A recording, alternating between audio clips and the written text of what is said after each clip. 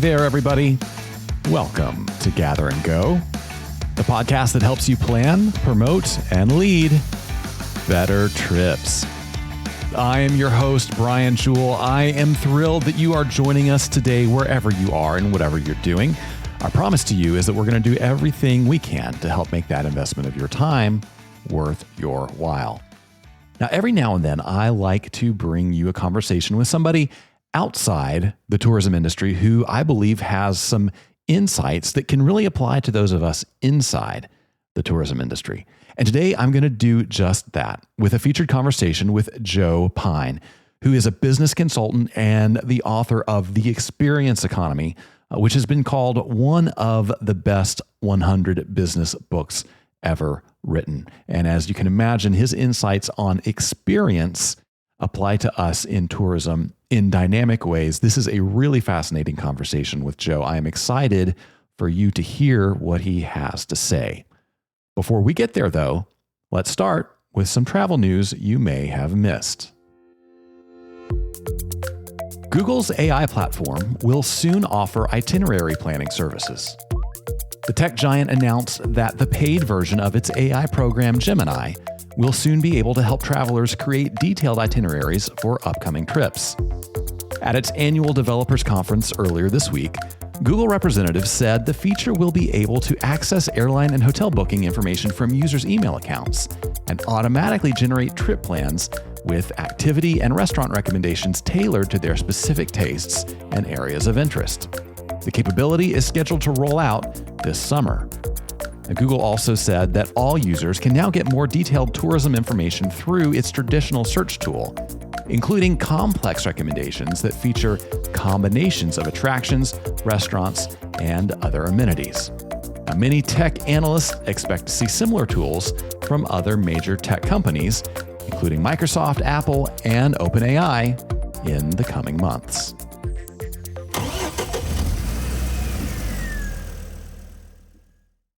Well, now it's time for the road tip segment of our show. This is the portion of every episode where we reach into our bag of travel knowledge from decades on the road and bring you tips that will help make your next trip less stressful and more successful. You know, I remember many years ago taking a trip in a foreign country themed around one very specific kind of experience. And because of that theme, it was important that we visited a bunch of different destinations around the country that included a lot of driving time. Now, I don't want to go into details of where I was or who I was with, but suffice it to say, this was a really, really busy tour. We were spending hours and hours a day on the road to try to make our way from one city and one site to the next. It was not uncommon for us to arrive at a hotel at 8 or 9 p.m., have a quick dinner there at the hotel, go straight to sleep, and then be back on the road at 7 the next morning. Now, this was something like a 10-day trip. And as you can imagine, by the end of that trip, we were just exhausted. I was tired. I was worn out. I was in this fascinating country and an amazing part of the world, seeing places that many, many, many people would love to see. And yet I found myself throughout the trip wishing I was somewhere else. Why is that? Well, it's simply because the trip was too fast and we were trying to cover too much ground. And in the process of trying to do too many things, it devalued everything about that travel experience.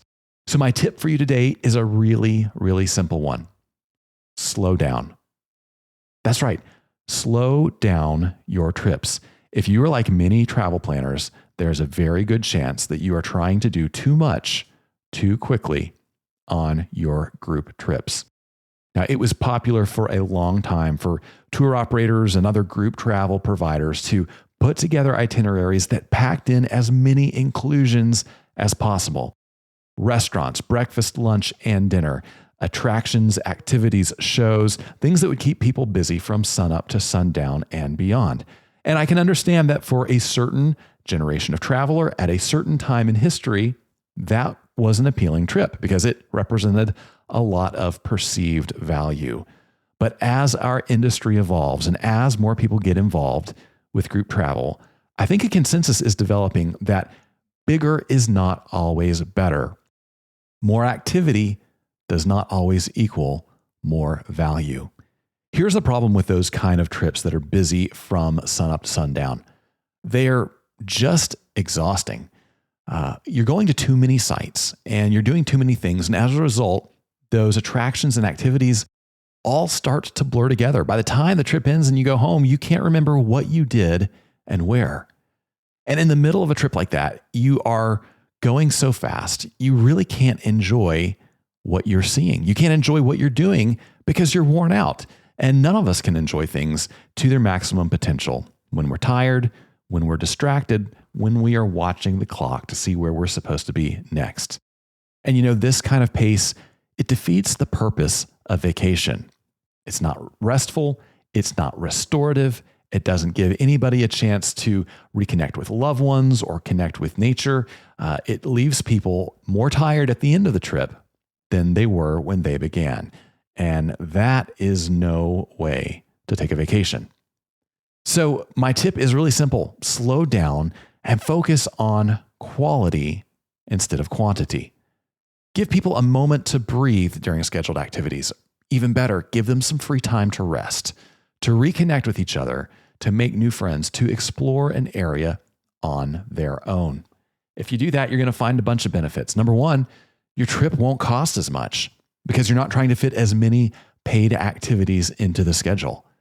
You're also going to experience less stress during the trip. As the travel planner, you're not going to be as fixated on an itinerary. You're not going to be as worried about the schedule. You're not going to have as many things to stress about. It makes your experience better. And when your experience is better, your travelers are going to have a better experience too. Your people are going to have more fun. They're going to be less irritable. You're going to have fewer complainers, fewer people getting on everybody's nerves. And we all know that every group has that person that has a tendency to get on our nerves, especially if they're irritated. And I believe if you consistently offer this kind of travel experience, you will find that your travelers want to go places with you again and again because they actually have time to enjoy the places you're going and to relax. And they even come home feeling refreshed and restored. And who wouldn't want to do that again? Slow down. You're going to like your trips better, and your travelers will too. That is your road tip of the week. Now, before we move on, I want to take a minute and share a little bit of news from us. And today, this is news that I am awfully excited about, and I'll admit a little bit proud of. Now, I know you haven't been keeping track at home, but this that you are hearing right now is the 50th episode of Gather and Go, and it also marks our 2-year anniversary as a podcast. That's right. We launched Gather and Go in 2022 in the middle of May. We have been podcasting for 2 years, and over the course of 50 episodes, we have had some amazing conversations, some wonderful guests. I have learned a ton. I have enjoyed this a ton. I hope you have learned a ton too. And hey, our audience is growing. If you are new to the show, welcome. We love having you here. If you have been with us since the beginning, thank you so much for listening. It really does mean the world to me. And I thought in honor of our 50th episode, I would give you a quick rundown of our very most downloaded shows from the past 2 years. So here we go. Number 5 is Travolution, cultural trends that are reshaping tourism. That was a replay of a keynote presentation I gave last spring. We aired it last year in May. And I am so thankful to every one of you who has listened to that. I hope it was helpful to you. The number 4 most downloaded episode is Taking Groups on Cruises with Ann Davis. That episode was from late March of last year, and it just goes to show how popular cruising is among group travel planners. And Ann was a great guest and gave us lots of great insight. Our number 3 most popular episode is Leveling Up Your Tour Company with Mitch Bach. If you know Mitch, he is a wealth of information. He is a tourism veteran who has launched and sold and started new businesses over and over again in the group tourism space. A great friend of the show. What an amazing episode. If you haven't heard that one, you've got to listen to it. Number 2, Inside the Minds of Today's Travelers with Danny Guerrero and Esther Calvert. And the number one most downloaded episode of the past 2 years is A Vision for Sustainable Tourism with Jeremy Sampson. And we released this in mid-March of this year. It is the most listened to episode we have ever put out, especially considering the fact that it's only been out for a couple of months. Jeremy offered a really interesting perspective on that topic. And so if you haven't heard it, by all means, please go back and listen to that episode. Now, if you have missed something, what's the best way for you to find it? Well, whatever platform you're using to listen to the show now, you can use to listen to every one of the 50 episodes that we have ever put out. It's available in every podcast player you can think of, including Apple Podcasts, Spotify, Amazon, YouTube Music. Anywhere you listen to audio, you can find Gather and Go. Also, you can find every episode we've ever done, along with show notes, additional resources, and tons of other helpful things on our website. That is grouptravelleader.com/podcast. That's going to take you straight to our library of all 50 episodes. You can listen to every one there, share them with a friend, click through on all the other helpful resources. And we are so grateful to everyone who has listened to everything so far. And we're just getting started. I'm in the middle of doing interviews for our summer episodes right now. I'm super excited about the experts and insight that we're going to be bringing you. And I can't wait to share that with you into our third year and on to 75, 100, 150 more episodes of Gather and Go. Now it's just about time for us to get into our featured conversation with Joe Pine. As we get ready for that, let me remind you, you don't need to worry about taking notes because I am taking notes for you. That's right. You can find a wrap up of the most important things Joe had to say in the show notes directly below the audio player wherever you are listening to this episode. And hey, after the interview, stick around to the end of the show because I am going to give you some of my thoughts on what's going on with AI and tourism and these new tools that sound like they do a lot of the same things that you might do as a travel planner. Is that something you need to worry about? Well, we're going to talk about that in the hot minute coming up at the end of the interview. We'll be right back with Joe Pine. All right, everybody, I want to take a minute to tell you about Corbin, Kentucky, home to adventure, history, and hospitality. Nestled in the foothills of the Appalachian Mountains in southeastern Kentucky and conveniently located off Interstate 75 by the shores of the pristine Laurel Lake, Corbin is the perfect adventure destination. It's home to Cumberland Falls and the only moonbow in the Western Hemisphere. Corbin is also the birthplace of KFC. You can still eat where it all began and tour the state-of-the-art museum to learn the unique history of Colonel Sanders. Stop by Sanders Park and take a selfie with the bronze statue of the Colonel, then spend a day enjoying the races at Cumberland Run, Corbin's new thoroughbred harness racetrack. And if you're a food lover, Corbin is definitely the place for you. Downtown is full of locally owned restaurants, not to mention lots of great shopping. When you bring your travelers, you'll find a warm welcome because Corbin loves company. To learn more, follow the Corbin Tourism and Convention Commission on Facebook or visit CorbinKYTourism.com. Brought to you by Team Kentucky.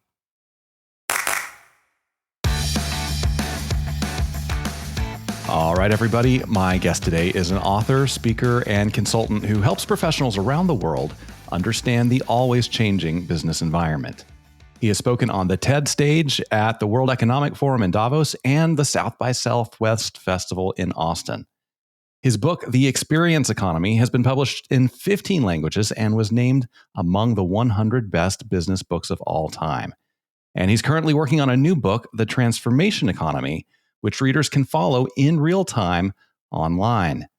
Joe Pine, welcome to the podcast. Thanks, Brian. It's a pleasure to be with you. I am excited to have you with us. I always enjoy a chance to talk to somebody who has some expertise outside of tourism to help those of us inside the industry kind of understand what's going on with the public at large. And your resume is a veritable hit list of just very insightful books about what has been happening with American consumers. I look over your bibliography here, and it seems like every single thing you hit on, you're publishing about it a couple years before I realize it's happening. So congrats to you. Before we get into all your insights, though, I'd love for you to tell our listeners how you kind of became an expert in this evolution of business and of the consumer. Well, it actually started in my old days at IBM, where I started after college. I was originally very much of a nerd, very technical in that, but decided I wanted to get into management. And as a reward for a project, IBM sent me to MIT for a year to get my master's degree. And I found out I had to write a thesis. And I said, I'm going to write a thesis I could turn into a book. And then immediately I hit on mass customization as the topic. It's when I was at strategy in IBM, it's something I realized that we needed to do. It's a term coined by Stan Davis, wonderful, wonderful thinker. And it's about efficiently serving customers uniquely. So giving everybody exactly what they want as opposed to doing the same thing for everybody. And so I did that as my thesis. I did publish it as a book. I left IBM to go out on my own. And shortly after that, I realized that mass customizing a good, physical, tangible good automatically turns it into a service. And when asked, what does it turn a service into? I said, well, it automatically turns it into an experience. And I thought about that then and said, well, if that's true, what does that mean? And I recognized that if you, in fact, design a service that is so appropriate for this particular person, exactly the experience or service that you need at this moment in time, then you can't help but turn into a memorable event. You can't help but make them go, wow. And that's what an experience is all about. And so I realized that was true. And what that meant is that experiences were a distinct economic offering, right? As distinct from services as services were from goods. And it's basically when you use goods as props and services as a stage to engage each and every individual in that inherently personal way and create that memory, which is the hallmark of the experience. And that meant that there would be an economy based off of experiences, just like we had an agrarian economy off commodities, an industrial economy off of goods, and a service economy. And now we would shift into an experience economy. And so that's where it all came from and where I really started thinking about what that means, because it just is such a difference with people. And when you recognize that experiences happen inside of them, you're reaching inside. So you really do have to understand your customers on an individual basis to be able to engage them in that inherently personal way. Yeah, absolutely. So this is a change that was happening. Give us a time period, 90s, 2000s after that? Well, so when I discovered it was early 94. But it's important to understand that experiences have always been around. It's not a new economic offering, just newly identified economic offering. And, we always had concerts and plays, troubadours, sporting events and so forth. So we've always had experience. But what's shifting is that we used to be responsible for most of our own experiences, like the proverbial birthday party in the backyard with pin the tail on the donkey and everything. Now we go and pay somebody else to be able to stage that experiences for our kids. So that turns it from into an economic offering, right? Into a paid for experience. And that one demarcation point, though, of course, with the experience economy was July 13th, 1955. Any idea what happened on that day, Brian? No, that was a long time before I was born. So you'll have to tell me. Before me too. That's when Disneyland opened. Oh, brilliant. Right. And that was a point where all of a sudden people recognize, hey, this is different. This is something, and a lot of people think negatively, a lot of people positively, but it's different than anything before. And so that's really a demarcation point where you start to see, oh, we could build an economy based off experiences. So the original, the first edition of the experience economy was, came out in 1999, and we talked about the forthcoming, the nascent experience economy. And then when we updated in 2011, we talked about, okay, it's now here. And we updated a third time in 2020 and talked about what's really going on is that you have to compete for the time, attention, and money of individual customers. That's what the experience economy is about. Yeah. So give us some examples of the things that you saw in between the editions of the book that came out that led you to say, okay, we've gone from point A to point B to this being a really robust part of the economy instead of an emerging concept. Well, when the book first came out, one of the great things, the great compliments I got was people coming out of the woodwork saying, "Thank you for giving me a vocabulary for describing what it is I do for a living." That they'd never sort of seen that. And there's tons of people that work on experiences.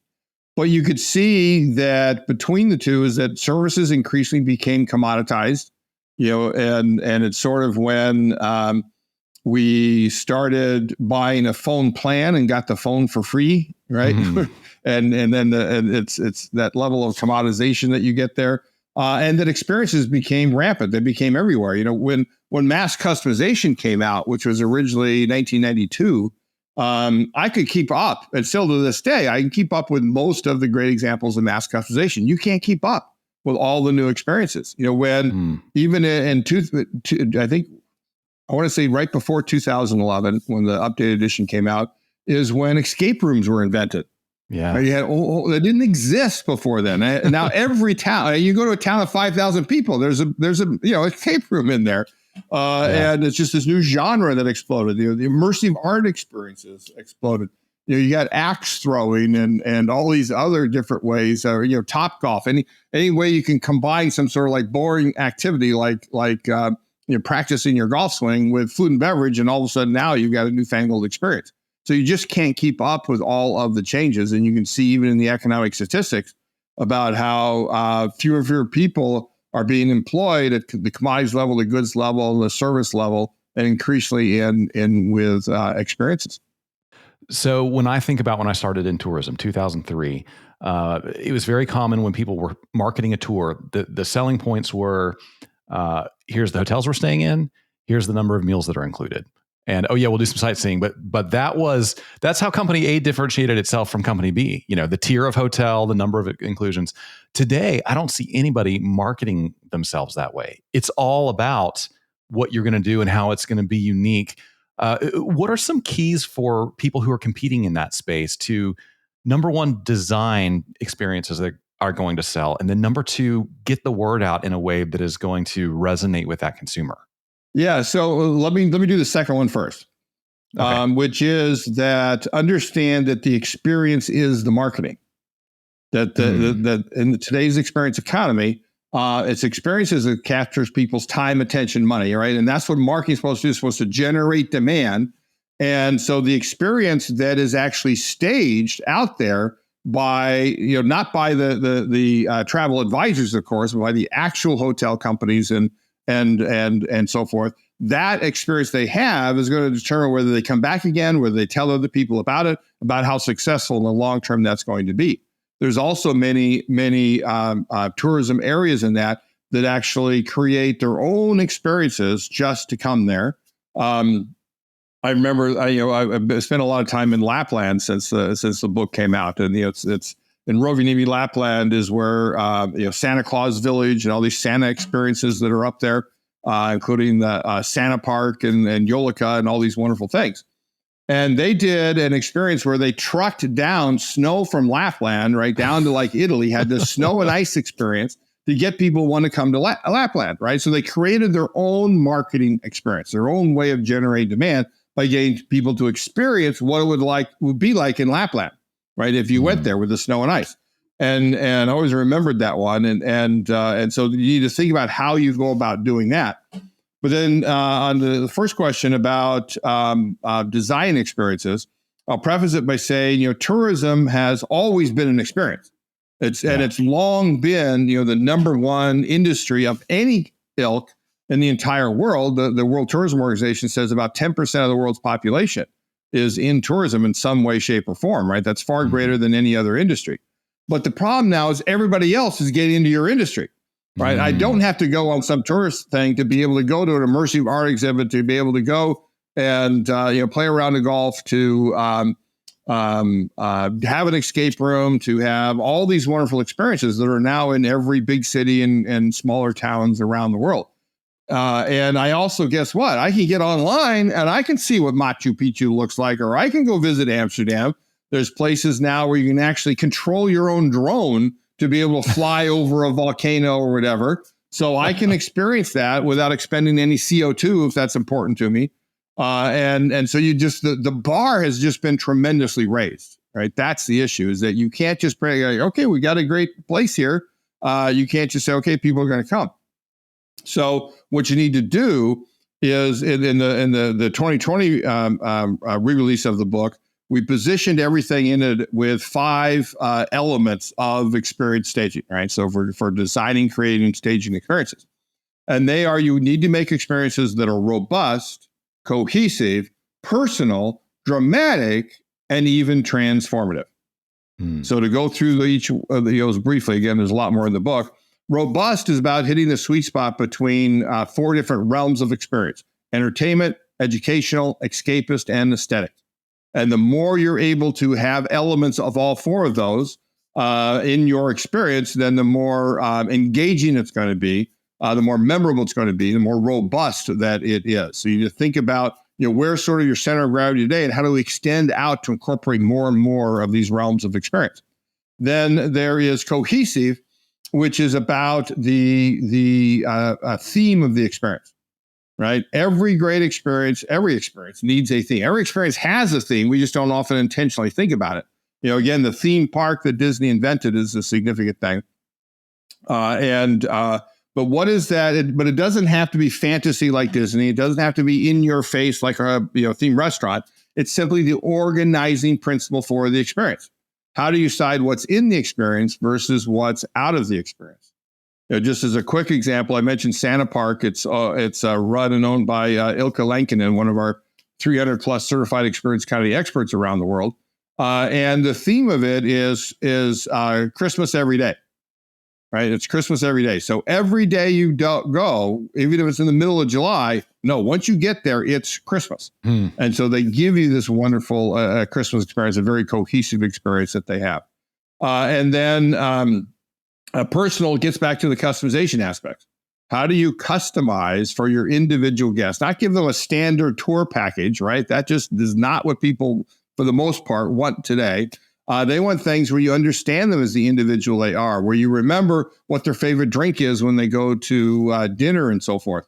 And the shining light there is the medallion class experience that John Paget, the CXO of Carnival, created for Princess Cruises, where they do, in fact, remember who you are. You get an ocean medallion. Actually, I got one right here. You get an ocean medallion that identifies who you are. And then every employee has a tablet where up pops your name and up pops your picture, and then your preferences. So they know what it is you like. That you walk down to the pool bar and they'll say, hey, Mr. Pye, would you like an iced tea right now? I say, oh, I'd love an iced tea, right? They can even remember things that when you're on the pool deck with your kids, your favorite drink is an iced tea with no lemon. When you're in the bar with your buddies, it's a mojito. And when you're in the restaurant with your spouse, it's a glass of Shiraz, right? That is an amazing thing that more and more destination areas and companies need to do. Dramatic is about theater, and understand that when you're in the experience economy, when you're staging experiences, work is theater. And that's not a metaphor. I don't mean work as theater. I literally mean, no, work is theater, that your workers are on stage whenever they're in front of guests, right? The customers of the experience. So you need to direct them to act and help them create that great experience. You need to have dramatic structure that rises up to a climax and comes back down again, right? If you have a flat experience where not much happens, then it's not memorable, right? By definition, you need to design the time. That's what dramatic structure does. It's the design of time. Design the time that customers spend with you. And then finally, transformative. Transformative is where you often have experiences that change us in some way. And people increasingly desire life-transforming experiences. One of the things I noticed out of the coming out of the pandemic is the tremendous pent-up demand for all those experiences that we couldn't have during the pandemic. But increasingly, it wasn't just those memorable experiences, it was also meaningful experiences, and then increasingly transformative experiences. And it turns out that when we travel is when we're most open to change. When we get out of our daily quotidian lives and open up to new vistas is where we expose ourselves to new thinking, new ways of doing, new ways of being, and often we can bring those back and reflect on those and integrate into our lives. Then we can change through the travel that we have. Yeah, that there's so much there. You got to go out and get this book if you are involved in tourism or experiences at all. Because you're going to see a lot more detail than the 5 minutes that Joe just gave us there. Let's keep going on that transformation theme, because that's the focus of your work right now. And you're kind of saying transformation is not just part of the experience economy. It's sort of blooming into its whole thing. So tell us what you're seeing there that's making you say, hey, this is where everything's headed. Yeah, and it's part and parcel of the same, what we call the progression of economic value. My partner, Jim Gilmore, and I in the book, where you go from commodities, goods to services to experiences, and where customization takes you up a level, commoditization drags you down a level, right? That's the key. And experiences can, in fact, be commoditized as well. So what happens when you customize an experience? When you design an experience that's so appropriate for this particular person. And that's where you can't help but change it into those life-changing experiences, right? And that's a transformation. A transformation is where you guide customers in achieving their aspirations, right? So those aspirations are what you're going for. So transformations also are a distinct economic offering, right? Just as distinct from experiences. Experiences are built from services, but all of these are built on top of each other. And so it's through transformative experiences that we ever change, and generally not one life-changing experiences. Generally, it is a series of them that are guided over time. And so think about going to a fitness center. The fitness center is really in the transformation business, because you go there because you have some particular aspiration, whether it's to lose weight or become more fit, or more you want washboard abs, or you want to fit into the swimming suit you had last summer, whatever it might be. And you're hiring them basically to help you achieve that aspiration. Unfortunately, fitness centers don't often really care. They just care that you pay your monthly bill. But when you really care, then you hire a personal trainer that actually asks you, what are your aspirations? What are you trying to do here? Okay, here's a set of things you're going to do, and I'm going to sit on you if you stop doing them, and make sure that you achieve them, right? So, so those are what transformations are about. There are also transformations that come out of the blue, and that's where you just sort of discover something like, wow. And you want to do that in your own life, and that's often where transformative travel can come into, where you journey to someplace and you discover something, and you say, wow, that's something that I want to bring back into my daily quotidian life, and transform as a result. Do customers know that they're looking for transformation, or is it a level or two below the consciousness? Yeah, yes and no, right? So, or another way of thinking about it is it depends, right? Often they don't know. Often they're specifically not. And again, that's where some level of either discovery or some disruption, right? Often we transform because of some disruption in your life, right? You're diagnosed with cancer, right? Or your spouse is diagnosed with cancer. It changes your life. You end up becoming a different person. Or you have a traffic accident, or some other issue that came about, a death in the family, that really changes who you are. And often we flounder in that because we don't have any help, we don't have any guidance, we don't fully understand it, and that's where companies can come alongside you and be your guide, be your Sherpa, and be your guru, and help you through those things. And then often with transformational travel, that we discover new things and possibilities. But then others, it's like, no, we do have that aspiration. I go to a golf coach because I want to be consistently a single-digit handicap golfer, right? And we can measure that, right? There's an actual measurement of it. We can know exactly how good this coach is doing, or how I'm doing because of the coach, right? One of the issues is he can't change me if I don't want to change, right? If I don't go out and practice, if I don't do the exercises, I'm not going to change. He can only guide me in that process. But if I then recognize, okay, this is my aspiration that I desire to become, and I hire a coach who can help me through that, then that's where the magic can happen, and where I can achieve it much more quickly, much more consistently, and much better than I would if I were doing it on my own. Like we talk about experiences have always been around. Same with transformations. We've always had aspirations, but often we were responsible for them ourselves. Maybe, we'd buy a self-help book. The first self-help book was published, I think, in the 1850s. Right now, there's tons of self-help books. Those are physical goods, but they often don't do the full job. Right? It's hard, right? Because change is hard. That's one thing you learn to study this. Change is hard. So we could do that to help get more fit. We could hire a service like an app like Noom or something that help us track our progress and give us suggestions and sort of guidance in how we're doing. Or we can view it as a full transformation and hire somebody who's going to, some company is going to really help us achieve that aspiration. Yeah.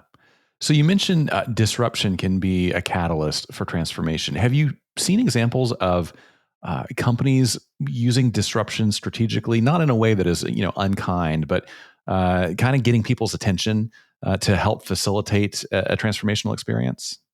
Yeah, the most obvious example, I hadn't thought about this before, thanks for the question, Brian, but the most obvious example is the armed services. Right? It's called boot camp. Boot camp is a huge, major disruption to your life, right? And you're doing things that you probably didn't even think were possible before, and they're using that to transform you into, for the U.S. Army, let's say, a soldier, right? From a recruit to a soldier is what you're being transformed into. And it's incredibly hard and it's incredibly difficult, it's incredibly painful, and you want to quit all the time. Or you think about going to the Navy SEALs, and they have that bell, right? They always have it. You can quit at any time. And they try and encourage people to come up and ring the bell, right? Because they don't want you if you can't handle what they give you, right?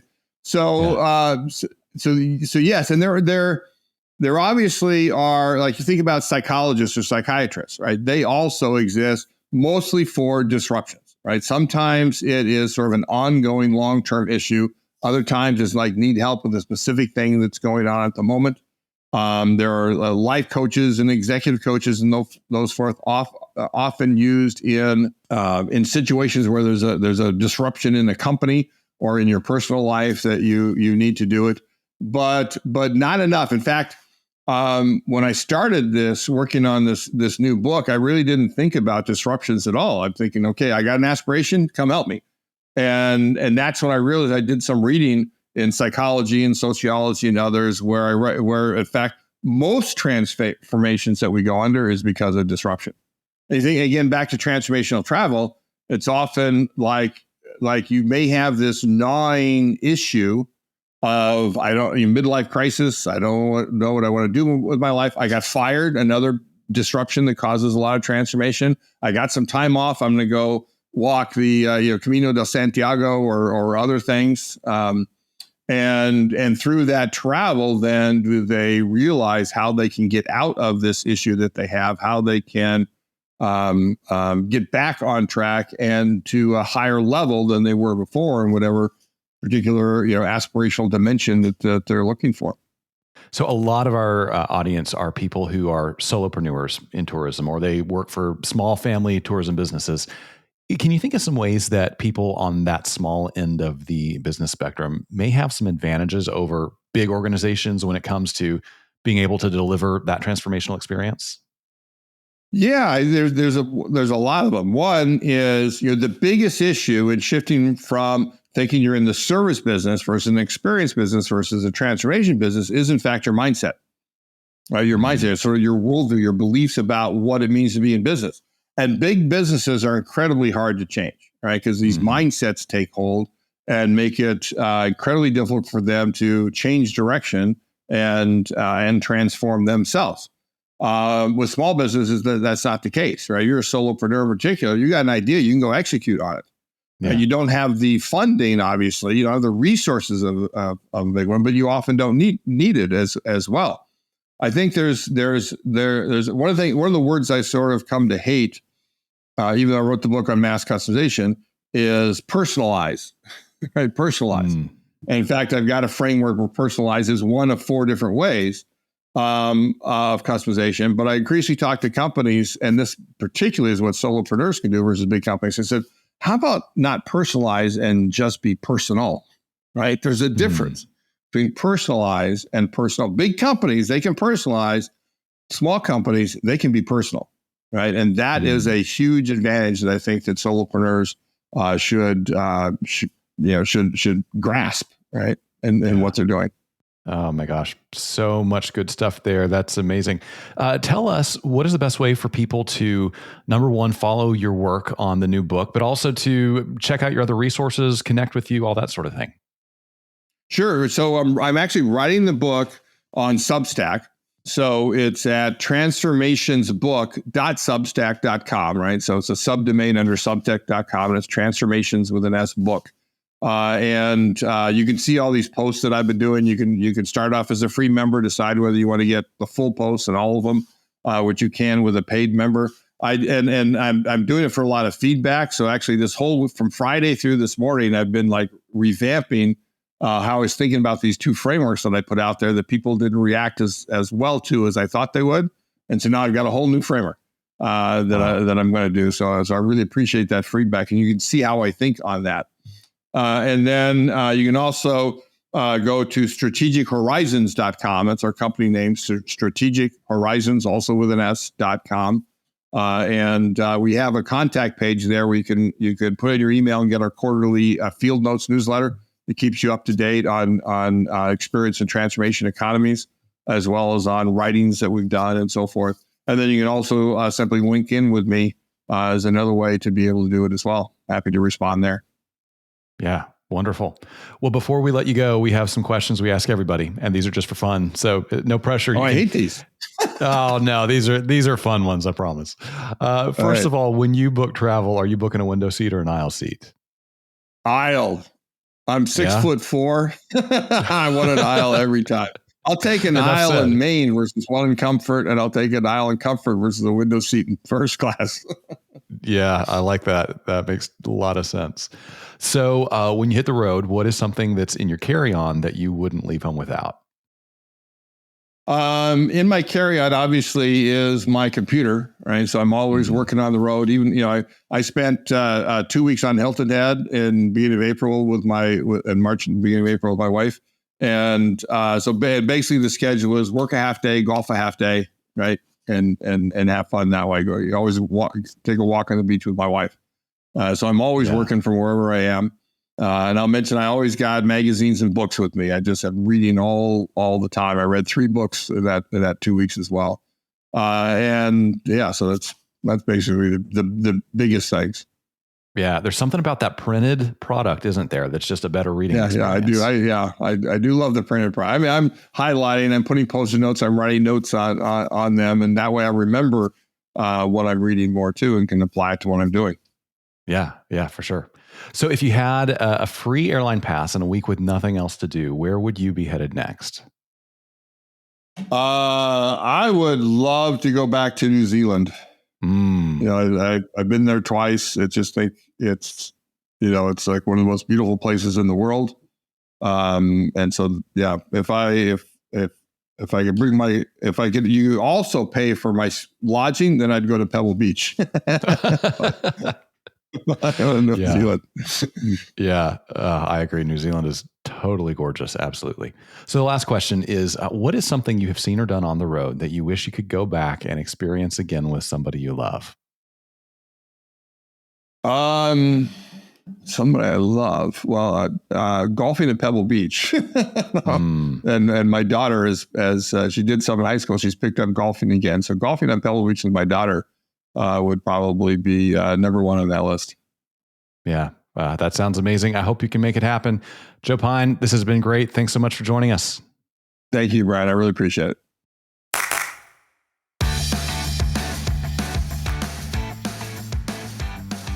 Well, I sure hope you enjoyed that conversation with Joe Pine as much as I did. And hey, I know Joe threw a lot at you. He has a lot of ideas and a lot of frameworks that could be really helpful. I can't encourage you enough to go out and grab a copy of The Experience Economy if you are interested in learning more about those ideas. I want to take a minute to just hit a few of the highlights of things that Joe talked about, because I want to make sure we didn't miss some of these really important ideas that could help all of us improve the experiences and even the transformational opportunities that we are creating for our clients and our customers and our communities in the tourism economy. Now, when we were talking about leveraging the power of experiences, Joe said, you need to understand that the experience is the marketing. In today's experience economy, the experience that is staged out there is going to determine whether people come back again and whether they tell people about it. I encounter tour operators and travel agents and other travel pros all the time who tell me, I really don't do much marketing. Most of my business comes from word of mouth. And this is a perfect example of what Joe is talking about. You have no better way of getting the word out than by operating successful trips, thrilling and delighting people, creating those transformational moments for them. If you do that, if you take care of great experiences, the people who are on your trips are probably going to take care of getting the word out for you. Now, when we were talking about the role of drama in the experience economy, Joe said you need to understand that when you're staging experiences, work is theater. He said your workers are on stage whenever they are in front of guests. You need to direct them to act and help them create that great experience. You need to have dramatic structure that rises up to a climax and comes back down again. If you have a flat experience where not much happens, it's not very memorable. You need to design the time that customers spend with you. I love this way of putting it. And, I have thought for years that there are many attractions, experiences, activities around the U.S. that have a long way to go in creating that dramatic experience. And it's not that these places don't have something cool to offer. It's very often that the person who is staging the experience is passionate about the place, and they might be passionate about the history. They may love facts and figures, but they have never stopped to think about how it presents to people coming in from the outside. So while you may not think of yourself as an actor, you may not consider that you are putting on a play. I love this way of thinking about experiences. It's drama. It is theater. And successful storytelling is all about arc. It's all about climax. It's all about conflict. The more you can build those things into the experience that you're selling, whether it's a historic tour or a cooking class or a yoga retreat, the more you can build in those highs and lows and that story structure, the more you're going to tap into that deep part of people that resonates with story, that craves story, and the more they are going to love and remember the experience. Finally, when we were talking about transformative experiences, Joe said, people increasingly desire life-transforming experiences. When we travel is when we're most open to change. We get out of our daily quotidian lives and open up to new vistas. That's when we expose ourselves to new ways of thinking and new ways of being.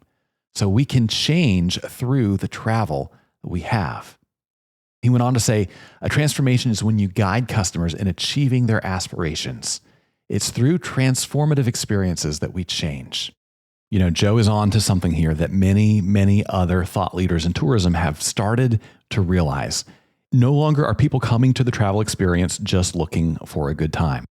They're not just looking for a great hotel and some great meals and some cool attractions, but more and more people are looking to their travel experiences to help them meet some aspiration in their life, to achieve some personal growth or development, and they're looking to their travel partners to help them do it. Great stuff there from Joe Pine. Well, we talked earlier in the episode about Google's plans to introduce itinerary building tools to its AI platforms. And if you are a tour operator or a travel advisor that plans itineraries for people as part of your paid services, you may hear news like that and think, oh boy, am I in trouble? Is Google going to take my job? Is AI going to take my job? Should tour operators and travel agents and other travel professionals be threatened by the growth of artificial intelligence? Well, I have some thoughts on that, and it's the topic of today's Hot Minute.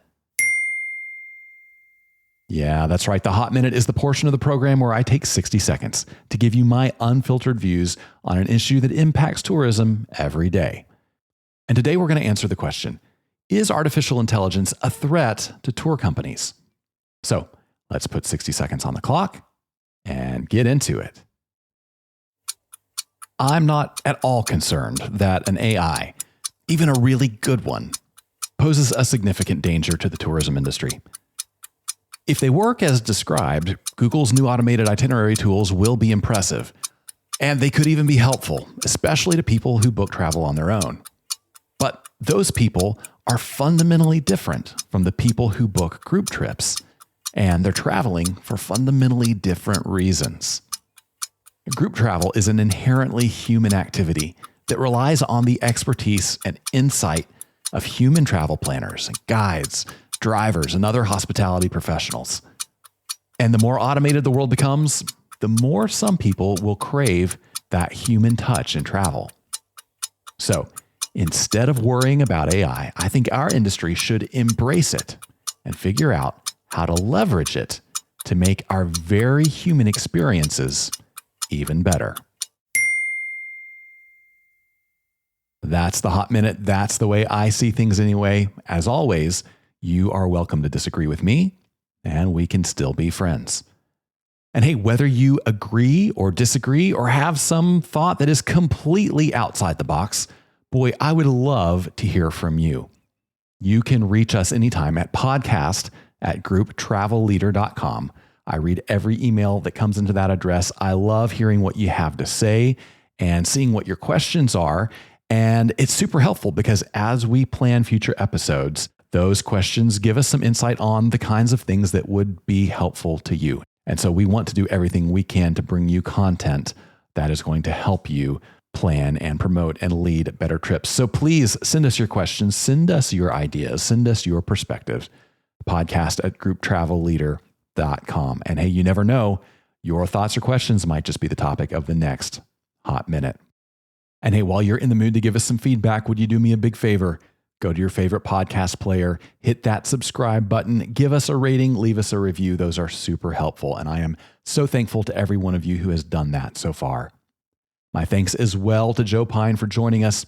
On the next episode of the podcast, I'm going to bring you a fascinating conversation with Tamika Carter of Group Travel Academy, who's going to talk all about how she learned to uncover hidden opportunities in group travel. You won't want to miss it. Until then, though, remember this. At the end of the day, we're all on this trip together, so let's make it a good one. See you next time on Gather and Go. Gather and Go is hosted and executive produced by me, Brian Jewell. Our publisher is Mac Lacey. Danya Simmons is our creative director. Ashley Ricks is our circulation manager and graphic designer. Our sales team is Kyle Anderson and Bryce Wilson. To advertise on the podcast, call Kyle or Bryce at 859-253-0455. Gather and Go is a production of the Group Travel Leader. For more information on our podcast, magazines, and events, visit us online at grouptravelleader.com.